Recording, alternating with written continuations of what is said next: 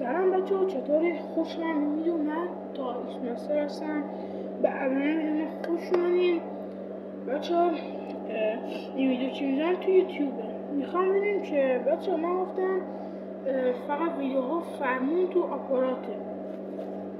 میخوام ببینیم که آنباکس و تست بستنی سه‌بعدی که چینیه. میگن حالا چینیه ولی خب نه، چینی نیست، مال میهنه، بستنی میهن آورده.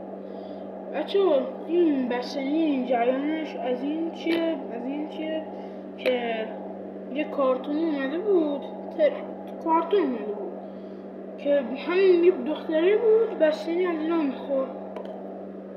دختر پسر نمیدونم میگفتن که از این بستنی میخورد، سه‌بعدی بود که الان همه جا بعد از اون کارتون که این میخورن یه همه جا ترند شده بود. قبلا هی میخوردن، هی بچه ها آنباکس میخوردن، ترند شده بود، این سلابو بود.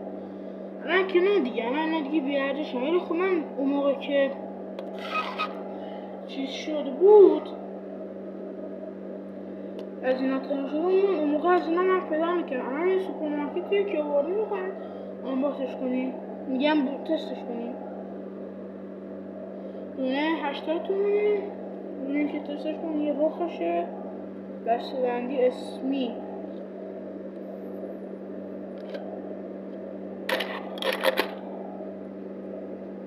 بچه حالا از اینجا دوربین یکم زردش میکنه. خدا از اینجا خیلی ترنده، هم میگن سه‌بعدیه، چی میگن اینقدر بچه ها بوش بکنین، بود انبه میده. بریم تستش کنیم. بسم الله.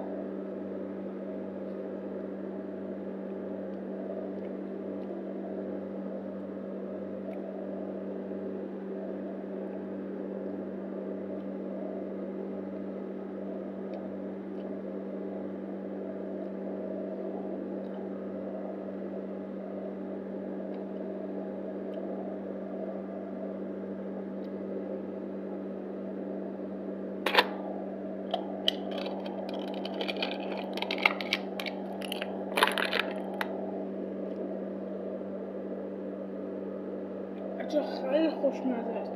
از نمره 1 تا 10 میدن. یعنی اگر به من 120 میدن. خیلی خوشمزه است.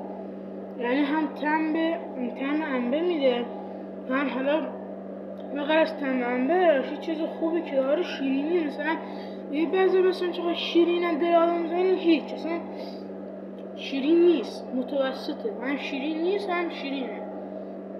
حتما اینو بگیرید تستش کنید. نظر من خیلی باله.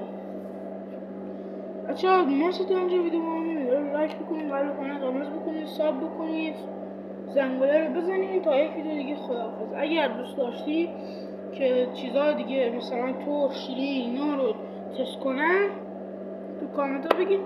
حالا هر طوری که شده بود که تست میکنم. من خودم این چیزهای عجیب غریب تست کنم، نبودم که هیچ دیگه. من چیکار کنم؟ برم کجا؟ چون ما یه سوپرمارکتی پیشمونه، چیزها مثلا عجیب غریب مثلا یه بستنی ورده بود، چیز میگم یه آبنبات بود، ترش بود. من تا از اونها نخورم. اگر خواستی میگم تست میکنم. تا این ویدیو دیگه خداحافظ.